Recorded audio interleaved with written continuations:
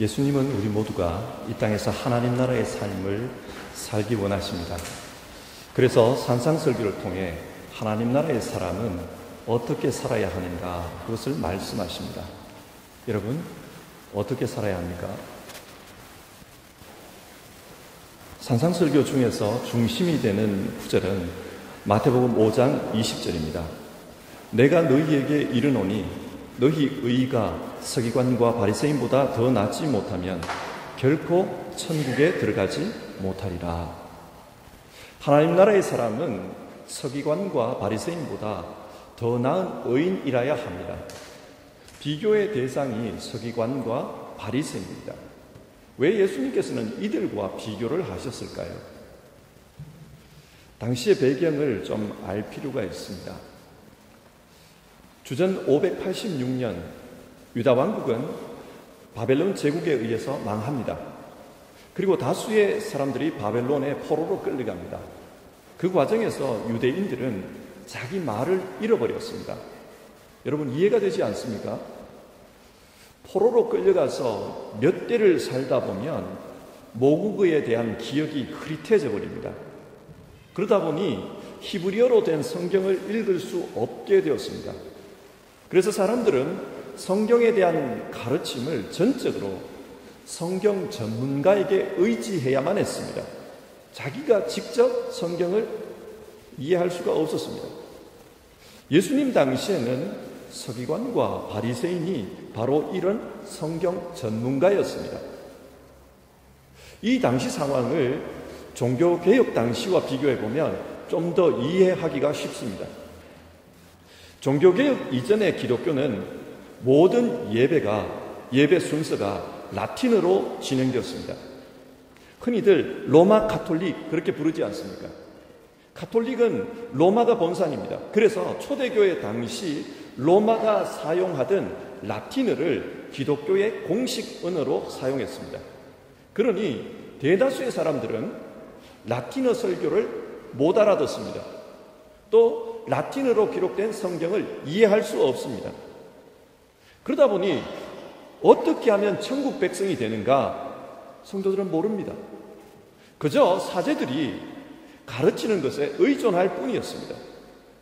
예를 들면 성례를 열심히 행해라, 고해성사를 열심히 해라, 사제들이 시키는 대로 면죄부를 사라, 그러면 구원을 얻을 수 있다. 그런데 사제들이 가르친 이 구원 교리가 성경에서 말하는 복음과는 달랐습니다. 그래서 종교개혁이 일어난 것입니다. 자, 보십시오. 성도들이 성경을 읽을 수 없고 또 성경을 이해하지 못하니 이런 현상이 발생하는 겁니다. 예수님 당시도 마찬가지였습니다. 바리새인과 서기관이 가르치는 가르침에 따를 뿐 사람들은 성경을 몰랐습니다. 그래서 사람들이 예수님 보기에는 너무나도 하나님 나라와 동떨어진 그런 삶을 살아가고 있었습니다. 이런 상황에서 예수님께서 선포하십니다. 나는 새로운 나라를 세우러 이 땅에 왔다. 내가 최초의 그 나라의 백성이요, 많은 형제들 중 맏아들이다. 나를 머리로 하는 백성은 이런 삶을 살아야 한다.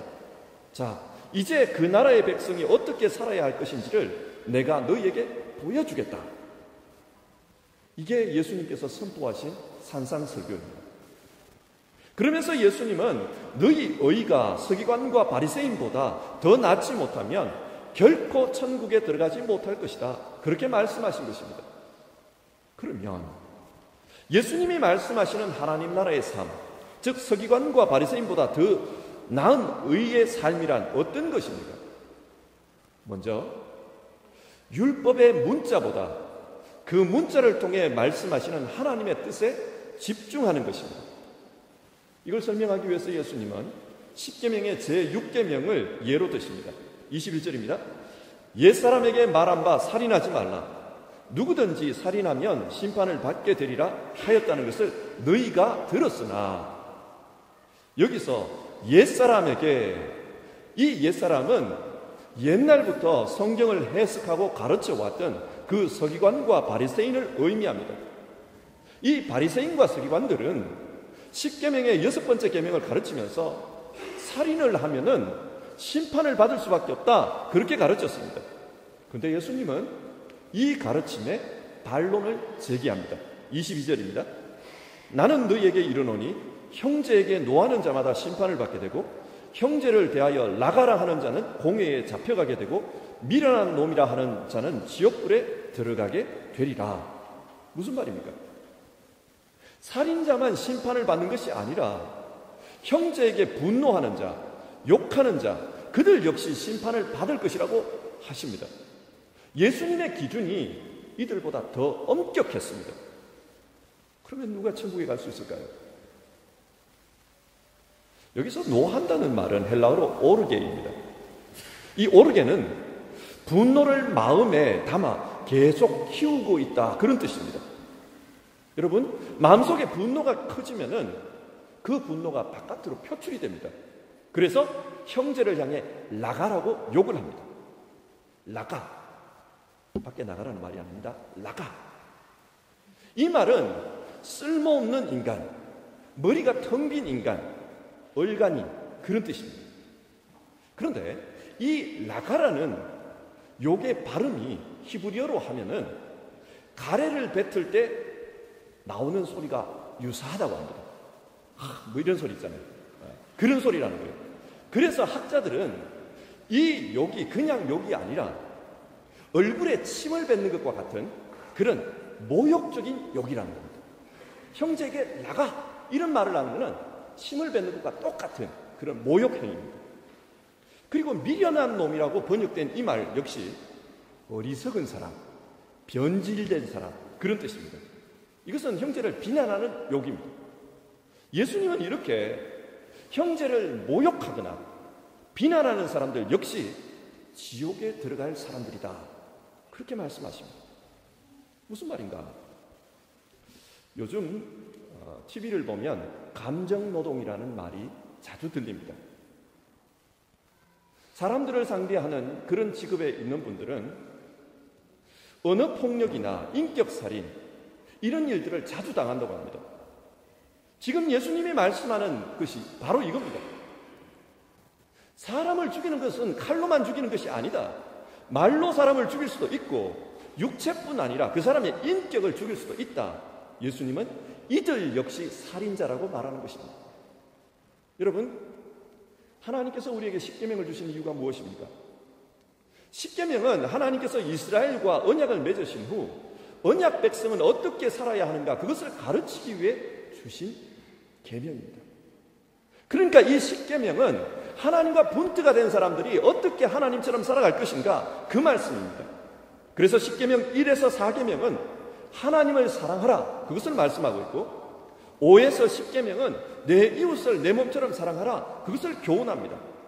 그러니까 십계명은 언약 백성으로서 하나님 사랑, 이웃 사랑을 실천하라는 것입니다.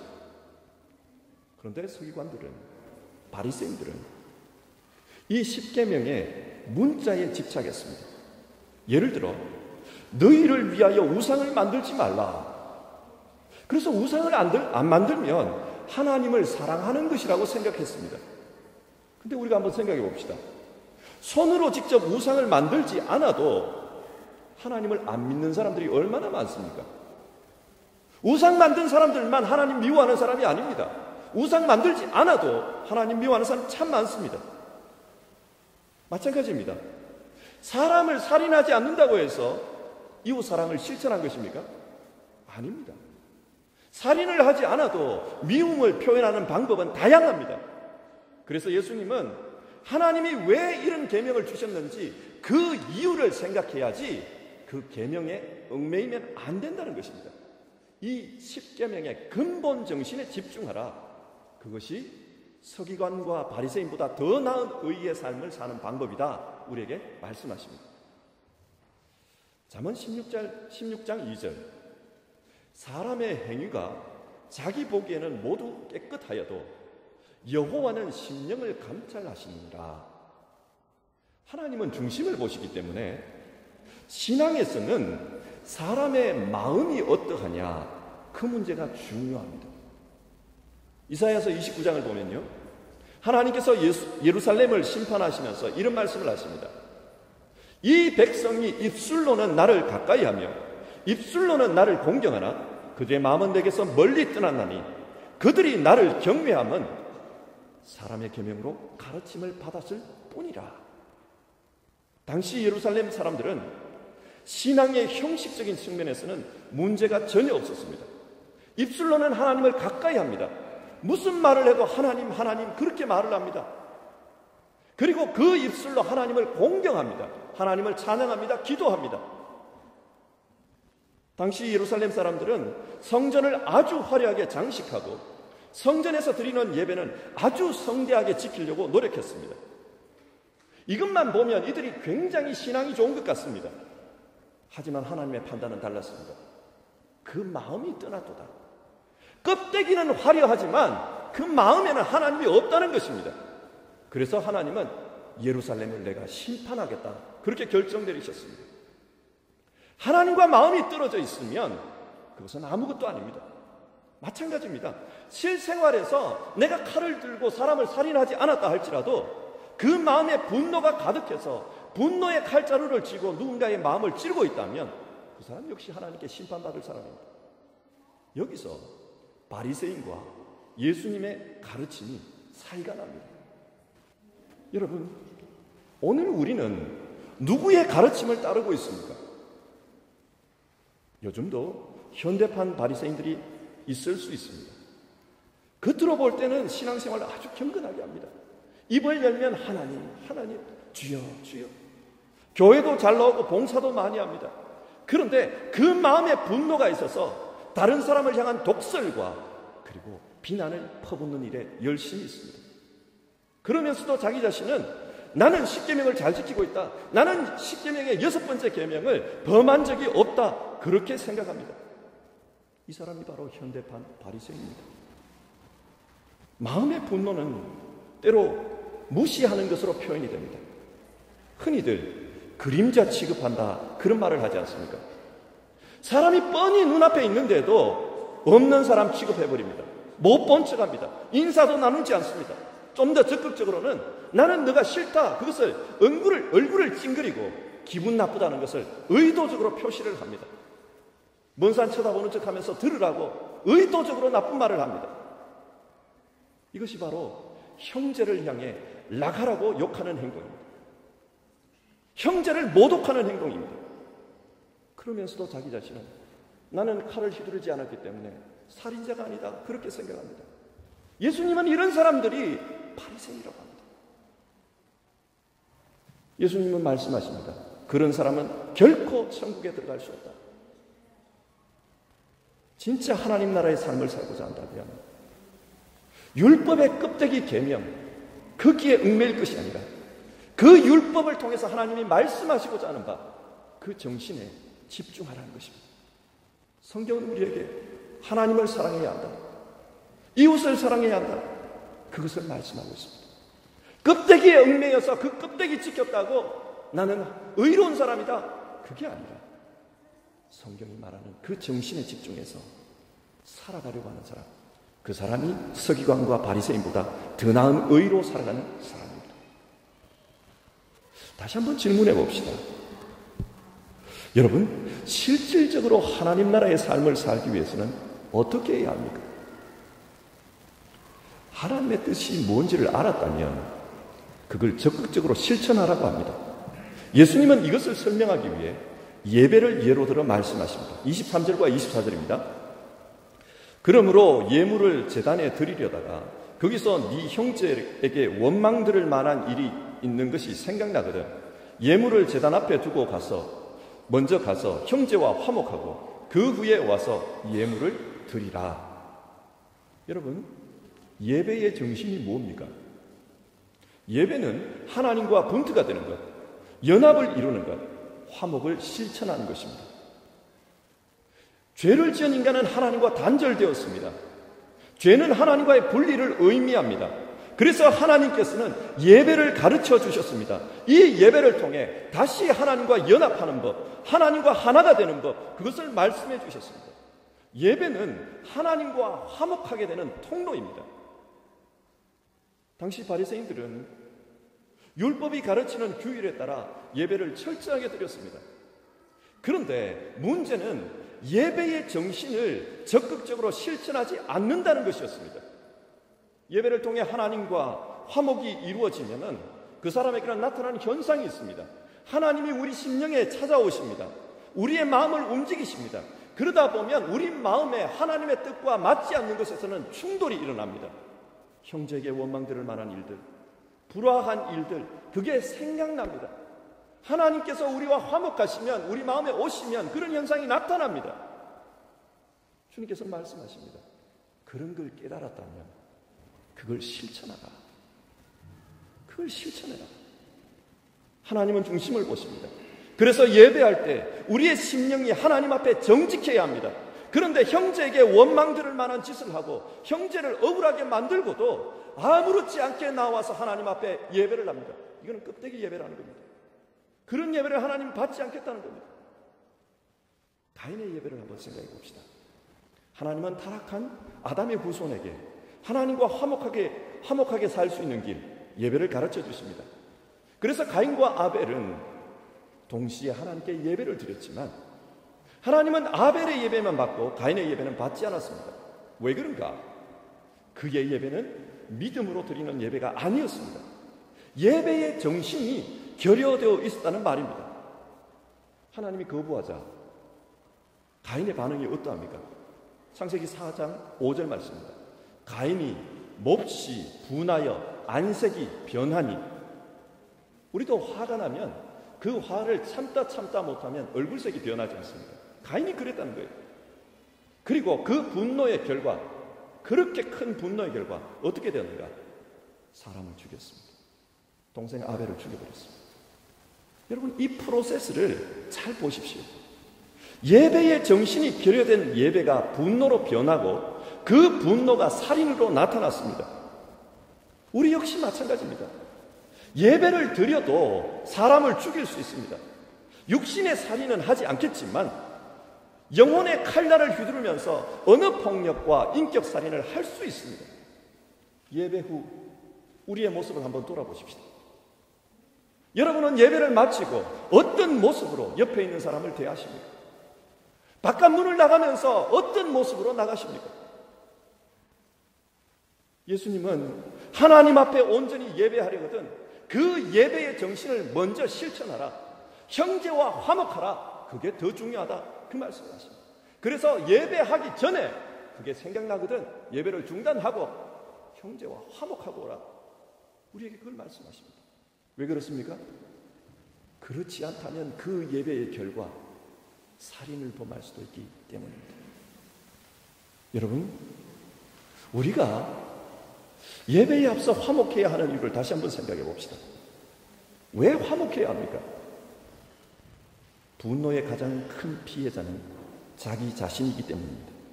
에베소서 4장 26절과 27절 말씀입니다.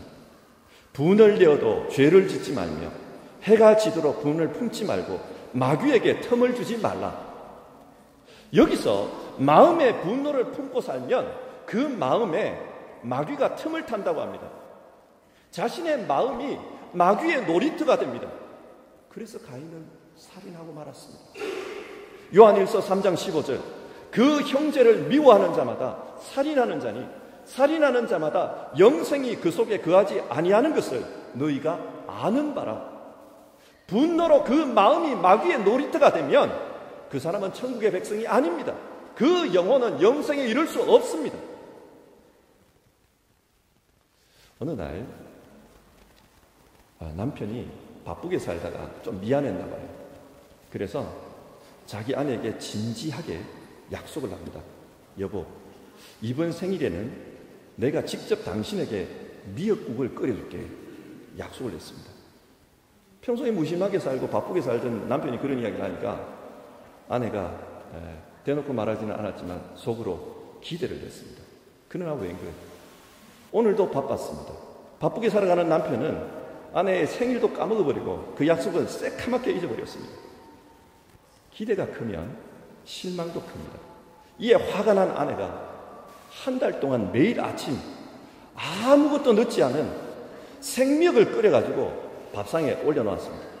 매일 아침마다 생미역국을 그렇게 올려다 놓은 겁니다. 한편으로는 이런 행동이 이해가 돼요. 얼마나 속상했으면 그렇게 했습니까? 그런데 그러는 동안 그 가정은 어떤 상태였을까요? 지옥이 따로 없습니다.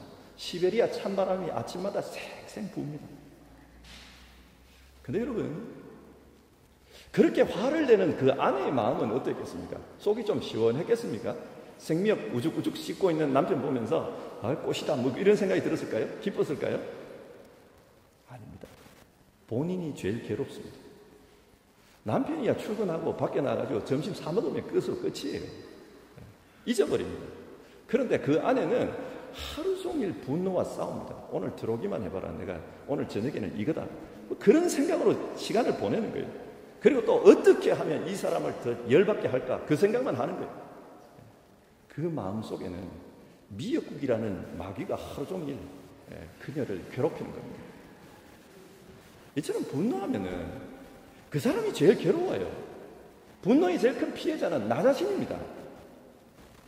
그럼 여러분, 이 분노를 어떻게 해결할 수 있습니까?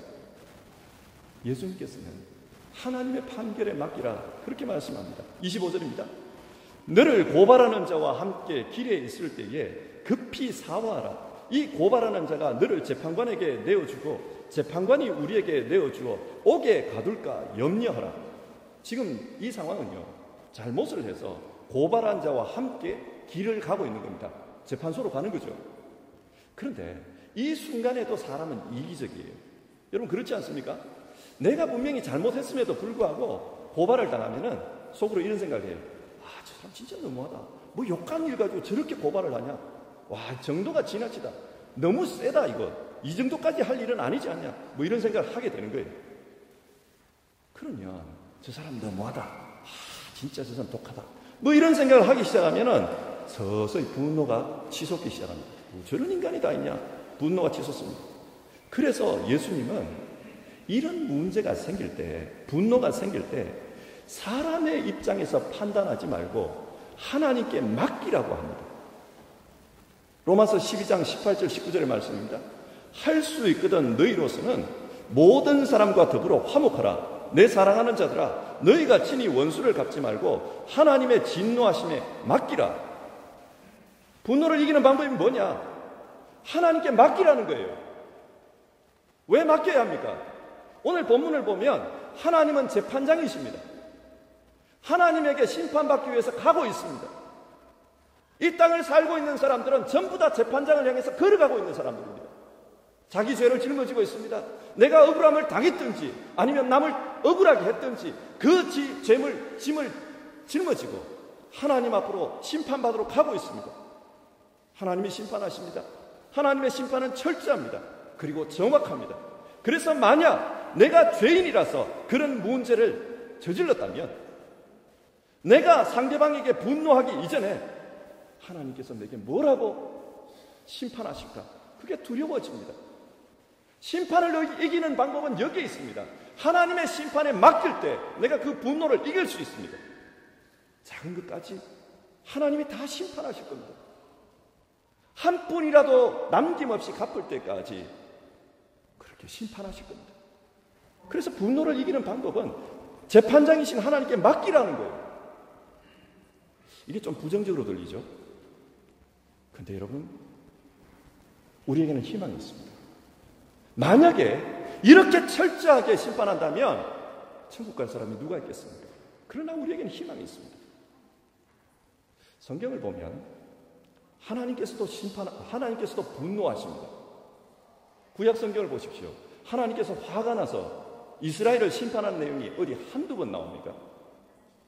예수님께서도 분노하셨어요. 그래서 바리새인들을 향해 화 있을진저 그렇게 말씀하셨습니다.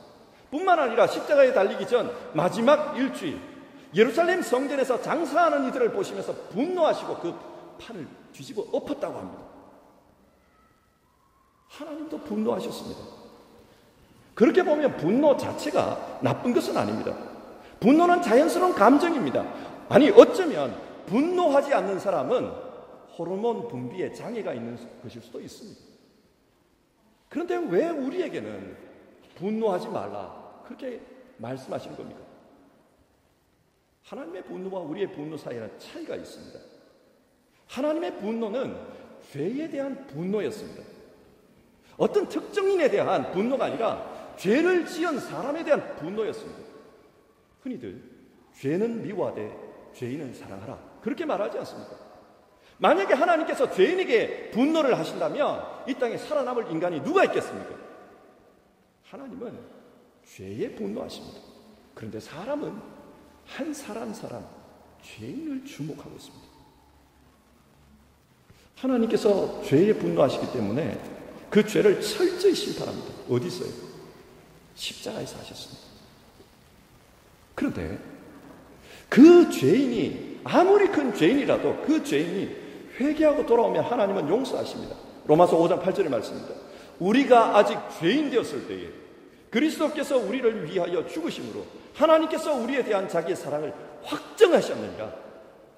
우리가 아직 죄인이었을 때에 하나님은 그때 이미 용서할 준비를 다 하고 계셨습니다. 그래서 재판을 받기 위해 길을 가는 사람들이여 혹시 재판받을 것이 걱정이 되거든 하나님 앞에 용서를 빌어라. 그리고 그 사람과 화해해라. 이렇게 하면 하나님의 분노가 해결이 되고 너에게는 하나님 나라를 선물로 줄 것이다. 주님께서 우리에게 그것을 말씀하십니다. 자, 말씀을 맺겠습니다. 사람은 자기가 누구인지를 아는 게 중요합니다. 내가 누구냐? 그 정체성이 나는 어떻게 살아야 하는가? 삶의 방식을 결정하기 때문입니다. 예수님은 산상설교에서 우리를 하나님 나라의 백성이라고 말씀하셨습니다.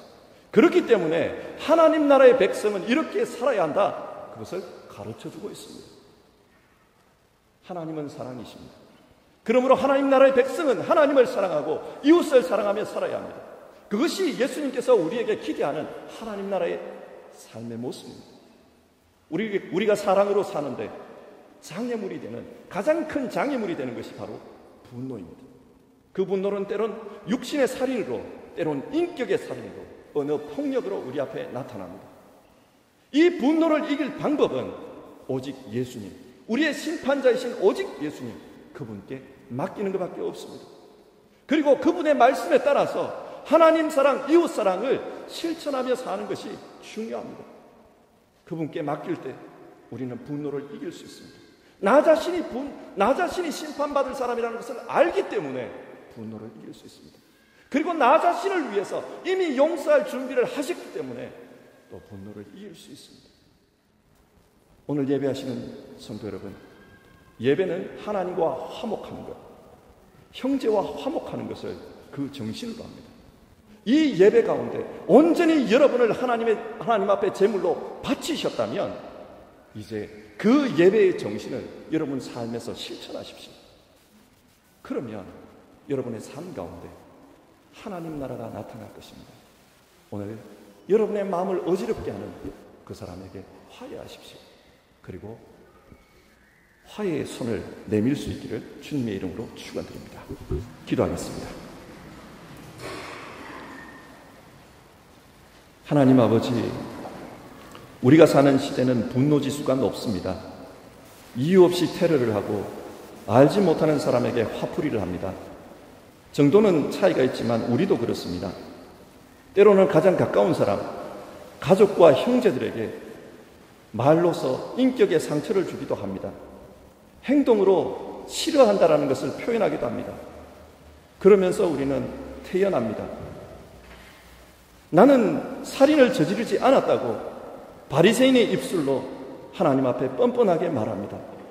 주님, 오늘 말씀을 통해 바리새인과 서기관보다 나은 의로 나가는 우리 모두 되게 하여 주시옵소서. 예수님이 가르치신 말씀대로 예배의 정신, 율법의 정신으로 돌아가 화목하며 사는 우리 되게 하여 주시옵소서. 좀 불편한 사람이 있더라도 주여, 그 마음을 거두고 마음의 칼날을 휘두르지 않도록 주님 도와주시옵소서. 예수님의 이름으로 기도드립니다. 아멘.